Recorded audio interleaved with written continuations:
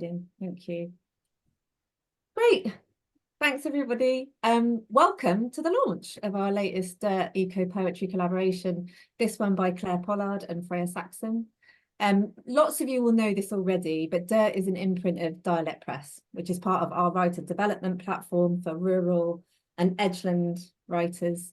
So we offer workshops, courses, mentoring, and we've also got a membership scheme for emerging writers, some of whom are here tonight. And we've got this nascent publishing arm, which has a particular focus on publishing work which has been written collaboratively. So without further ado, it's my very great pleasure to hand over to the editor of Dirt, Alice Willits, who will introduce our poets. Over to you, Alice. Oh, thank you. Yeah, Dirt is a plantable poetry project. And we're trying to model carbon positive publishing, which means not only paying our authors for their work, but also printing without costing the earth. So our publications are carbon positive because they sequester more carbon than they produce in the making. And that's something I'd love to see as a goal for publishing of all poetry. I think poetry is kind of ideally placed for leading the way in the greater publishing industry that poetry is part of. I want to thank Dialect for being our partner and for hosting tonight as we experiment with the micro launch, a half-hour snack of poetry and chat, which I hope will catch on as a way to dive into individual poems with their creators. So we're going to hear from Clare Pollard and Freya Sacksen. We're going to read us their collaborative poem, Loops. Then we're going to talk for about 15 minutes about the making of this piece, and we'll conclude the event with a second reading of the poem. If there's anything in particular you'd like to know about the writers and the process they went through, pop questions in the chat and we'll feed those in. I'm going to introduce our poets. Clare Pollard's 6th collection of poetry with Blood Axe, Lives of the Female Poets, will be out next year. And her latest novel, The Modern Fairies, from Fig Tree Press, is out now to wild acclaim and sitting on my reading pile. Following her children's novel, The Untamables, which I and all my nieces and nephews love. So thank you, Clare. We've had lots of conversations about that. That's also from the Emma Press. And I'd like to urge you to seek out her luminous non-fiction digest of the tales behind children's picture books, Fierce Bad Rabbits from Fig Tree. And this is Clare's first time collaborating on poetry writing. So, you know, firsts, even with such experience. At Dirt, we are looking to foster relationships through collaboration, and this publication was sponsored by Anglia Ruskin University's Global Sustainability Institute as part of the Seeds in the Dirt Imaginarium that we ran earlier this year. There's more details about all of that on the Dialect website if you're interested.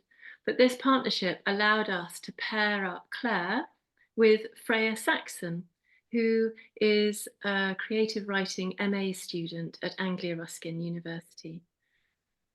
Freya is an experimental UK-based poet from New Zealand, and their work is currently on sale in the ARU anthology, The World is Smut. The word is smut, available in Waterstones. They run the Sidekick Books event Future Karaoke with Dan Layton and Jon Stone, and the next one's coming up this Saturday in Mill Road Cemetery in Cambridge at 5:30. You can follow them on social media at Freya Sacksen for this and more. And Freya, would you like to welcome the room, or the Zroom, as I like to call it? Tēnā koutou, tēnā koutou, tēnā koutou katoa. The poem is Loops, and we'll be starting.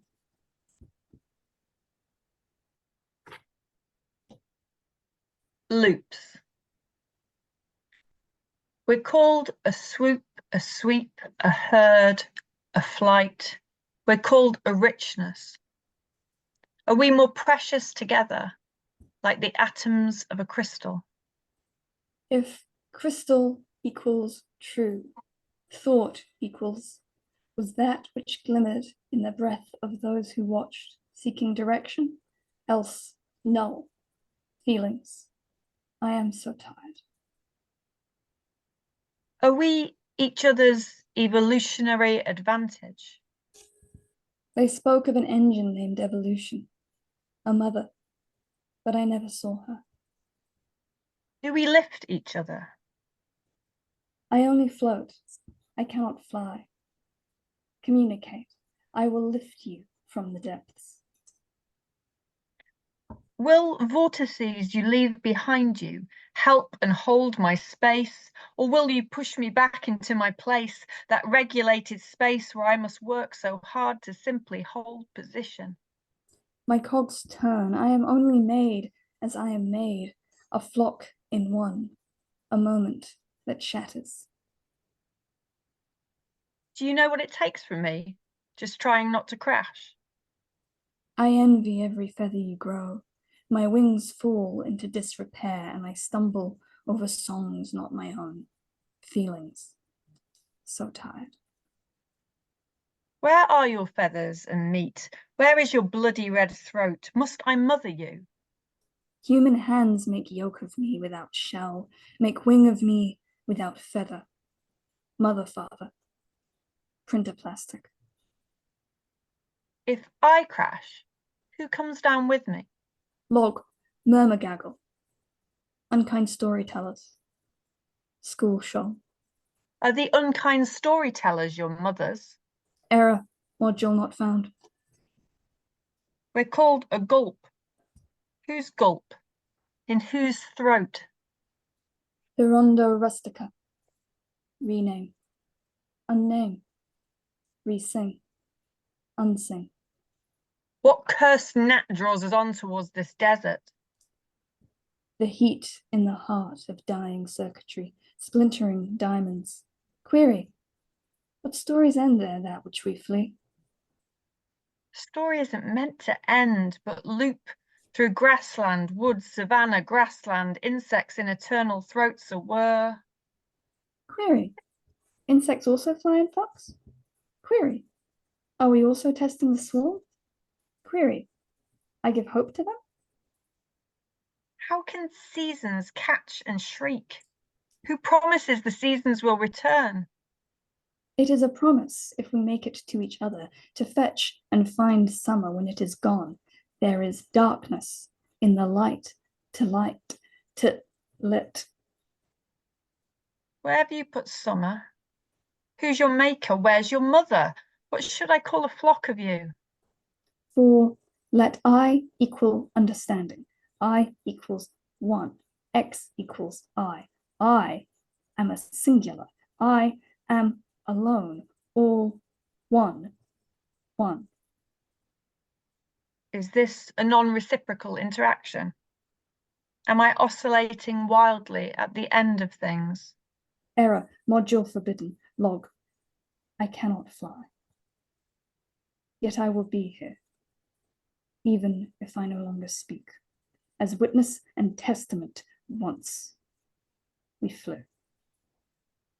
What do you mean by once?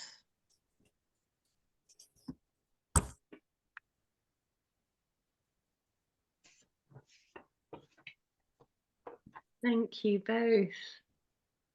It's wonderful to hear this read for the first time as well. It's and hearing you hearing it is beautiful as well. I'm really struck by the sort of sadness in the distance between these creatures who are trying to communicate and yet missing one another. And although it feels as though the drone has more humanity because it was built by humans, obviously, I wondered if you could say a little bit about about embodying these voices, these characters. Well, perhaps we should say, first of all, you sent us a prompt, didn't you, Alice? That was like the beginning of the process, which was there's an extract from in the pamphlet, and it was called "Flow Interactions Lead to Self-Organized Flight Formations Disrupted by Self-Amplifying Waves." Exciting title. But it was about new research into how birds fly in flocks, and how they don't bang into each other, and how they sort of carry each other and hold space for each other. And a lot of the language that my swallow uses, I was like, how can a swallow talk? I didn't want to try and start going in some little cute sort of little voice or something. So I sort of cheated, and a lot of my voice is sort of found poetry. I imagine the swallow had heard the scientist talking about swallows. So I use a lot of found language from this piece, like oscillating wildly at the end of things is a piece of found language. And that early image I used, are we more precious together, like the atoms of a crystal? They actually describe the flight formation as being like atoms of a crystal within the piece. That was found language. And the other found language I used was all the brilliant group nouns that there are for swallows, which Freya is something Freya said earlier on. Oh, I love those group nouns. So I sort of looked them up, and they were so suggestive. There's so many for swallows: a swoop, a sweep, a herd, a flight. There was some I didn't use, like a kettle, which is a whole other thing, a gulp. So I used quite a lot of found language in that swallow's voice. And I said quite early on to Freya, how about we do something question and answer? Because there's two of us, I thought it might be nice. I've always liked question and answer poems. I love that form. I think it's really interesting. I have quite a few favourite poems that use that form, but I've never written a question and answer poem myself. And it seemed like a easy way into a collaboration. So yeah, I'll let you jump off from that, Freya. What was it you found interesting in the research? Was quite different from what I took, wasn't it? Yeah, we did. Claire proposed that we do a question and answer one, which I'd never done any sort of collaboration before, and Claire's point was it would allow us to keep our own voices, and I went, yeah, that's a point. Let's go with that. So we did start off with going off and finding our own kind of question and answer poems that inspired us, and bringing them back and looking at them and kind of using those as jumping off points. When I was thinking about writing as the drone, the thing that fascinated me was actually reading the abstract for the piece and looking at like what they'd done to do this experiment. And what they'd done was they had 3D printed a drone, but rather than making a drone to fly, they'd made a drone that would go into a water bath, and then it's a really weirdly shaped drone, and they put it in the water bath, and then they looked at the way that the water kind of eddied around it, and used that to kind of examine and judge, like, and based all of their theories based around that. And so to me, the drone was this strange sort of hybrid creature, this thing that didn't belong anywhere, because it's made to investigate properties of flight, but it can't fly. It's not a flying thing. And so it became this this nothing creature. So when I was writing it, I was writing about a creature that wasn't one thing or another, and was kind of trapped in a not world. It wanted to fly, it wanted to be like the swallow, but it fundamentally couldn't be. So that was kind of an idea I took it. And then when we got to the editing stage, Alice made a point about us needing to find more of a voice for the creatures, and I went and talked to my friend Dan Layton, and he suggested using code script. So that's how Python ended up in the poem, to one of my brother's chagrin, because he hates Python. So yeah, I think it works really well. So I was kind of interested in like thinking metaphorically straight away, because we were talking about flocks. I started thinking about community and sort of the positives of that, because we'd just been at the Imaginarium Alice had organised, you know, this fact that we need to work together, we need to be a community and to hold and lift each other if we're going to change anything in the world. But at the same time, thinking about herd mentality and the dangers of that, and particularly online when you see the pylons, the conspiracy theories, the rise in populism, and there's sort of the huge dangers of not thinking for yourself and of herd mentality. And I wanted to get in the swallow's voice some. I mean, the swallow asks a lot of questions, right? They're a bit confused about this, as I am. That they sort of, they've always been part of this community. But what happens if something's off kilter? What happens if they get knocked out? It's such an effort to be the same and to keep your exact distance and to hold that space and to be exactly as to do exactly as everyone else wants you to do. And I thought it was really interesting. It was great you took. I mean, we could have just been two birds talking to each other, I suppose. Yeah. But it's such a great idea you had to be the drone, because the drone's completely alone, and it becomes a sort of Frankenstein. And it was Frankenstein's monster creature in that sense, doesn't it? That it's completely alone in the world. It's compared to this community creature that the swallow is. And it was great because you were always asking, you were always framing swallow as asking questions, and that gave such a rich tapestry of things for me to bounce off of. Like the moment where the swallow's going, "Do I have to mother you?" And it's like, well, what does a drone say to that? So it was always so wonderful to get those questions in and have to be like, what did drone say to that? Oh, how would a drone answer that question? Oh, it's always so interesting. Such an interesting way to kind of think about like where to take the poem next. And some of the stuff was really fun to come up with. Like to think about how would a drone have a conception of evolution, and how would it think of it? Like that. But those were fun places to go, and yeah. But it also the swallow too, Yeah. And this is where the idea of loops come from, because there's sort of the migratory path as a sort of loop, but also you've got the computer language. Yeah, the moment where the drone is like coming to that kind of broken realization of, no, I'm alone. Let X equal I. That's a broken Python loop. It's not a fully realized Python loop. And that deliberately made. I think I think in eco poetry that's something really important to think about as well, because there's been a baseline in like nature poetry throughout time, whether you're looking at the haiku or the romantics or whatever, that life is cyclical, the seasons are cyclical, what comes, whatever happens, spring will always be back, and that's very reassuring, that sort of cycle of nature.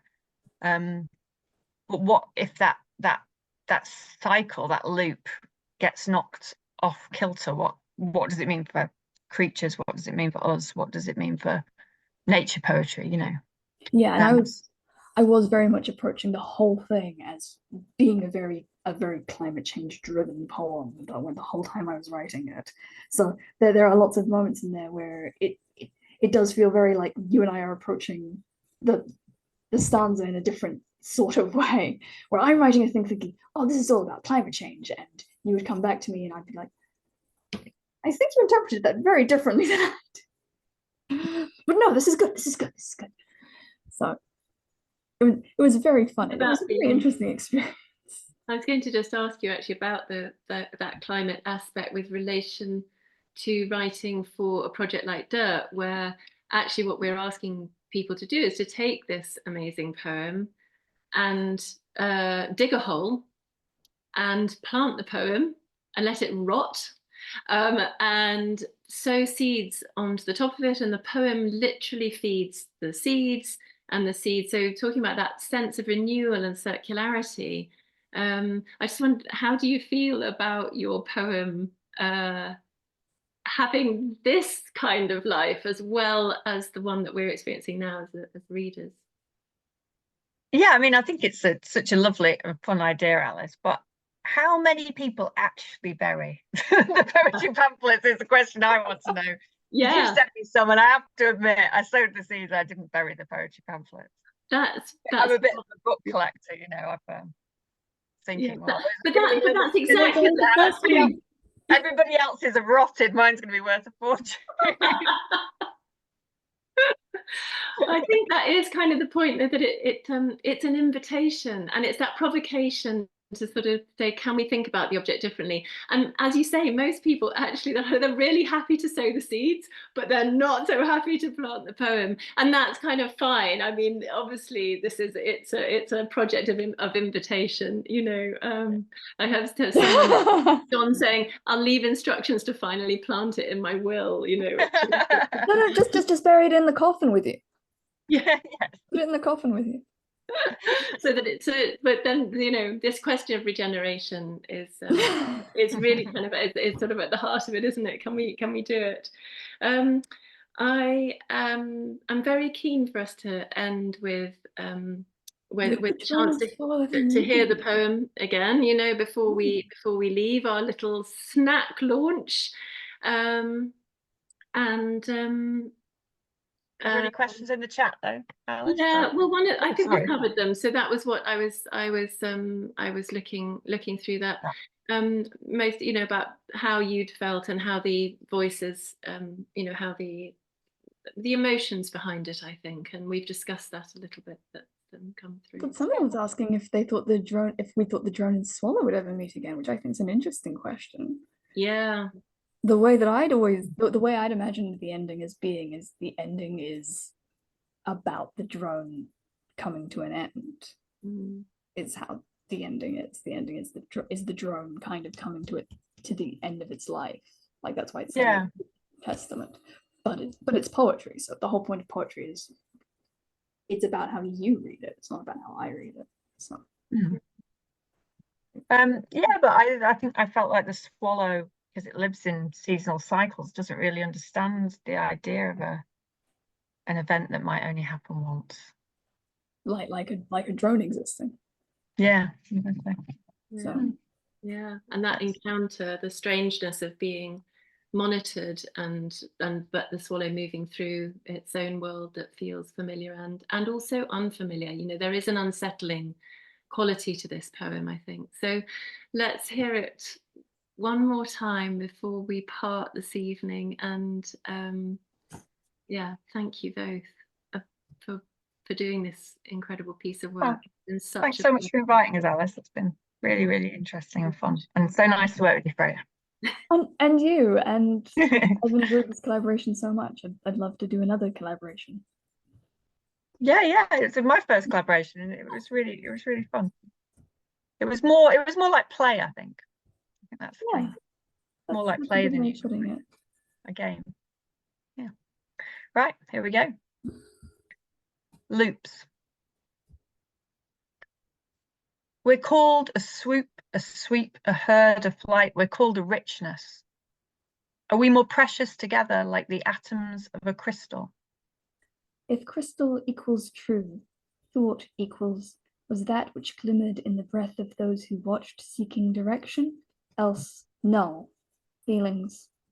I am so tired. Are we each other's evolutionary advantage? They spoke of an engine named evolution, a mother, but I never saw her. Do we lift each other?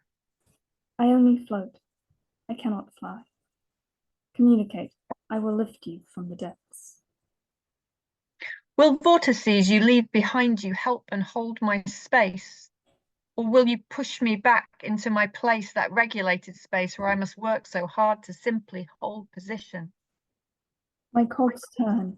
I am only made as I am made, a flock in one, a moment that shatters. Do you know what it takes from me? Just trying not to crash. I envy every feather you grow. My wings fall into disrepair and I stumble over songs not my own. Feelings so tired. Where are your feathers and meat? Where is your bloody red throat? Must I mother you? Human hands make yoke of me without shell, make wing of me without feather. Mother, father, printer plastic. If I crash, who comes down with me? Log, murmur gaggle. unkind storytellers, school shawl. Are the unkind storytellers your mothers? Error, module not found. We're called a gulp. Whose gulp? In whose throat? Irondo rustica, rename, unname, re-sing, unsing. What curse snapped draws us on towards this desert? The heat in the heart of dying circuitry, splintering diamonds. Query, what stories end there, that which we flee? Story isn't meant to end, but loop through grassland, wood, savannah, grassland, insects in eternal throats awhir. Query, insects also fly in flocks? Query, are we also testing the swarm? Query, do I give hope to them? How can seasons catch and shriek? Who promises the seasons will return? It is a promise if we make it to each other, to fetch and find summer when it is gone. There is darkness in the light, till it. Where have you put summer? Who's your maker? Where's your mother? What should I call a flock of you? For let I equals understanding, I equals one, X equals I am a singular, I am alone, all one, one. Is this a non-reciprocal interaction? Am I oscillating wildly at the end of things? Error, module forbidden, log. I cannot fly, yet I will be here, even if I no longer speak, as witness and testament. Once we flew. What do you mean by once?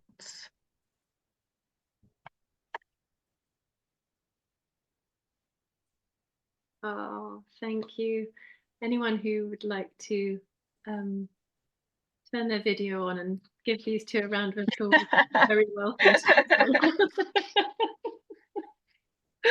All the Thanks love. all.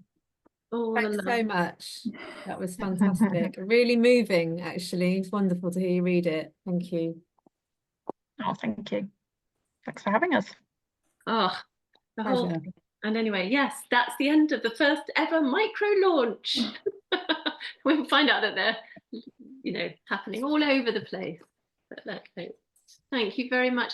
Thank you to our wonderful audience for coming. Thank you so much. And your copies of Loops are winging their way, I should say, to you. And if you want to hear more about that process chat and how that all happens, there's a little essay from Clare and Freya inside your copy. I'll tell you more about it. So thank you very much. Good night, one and all. Night. Night.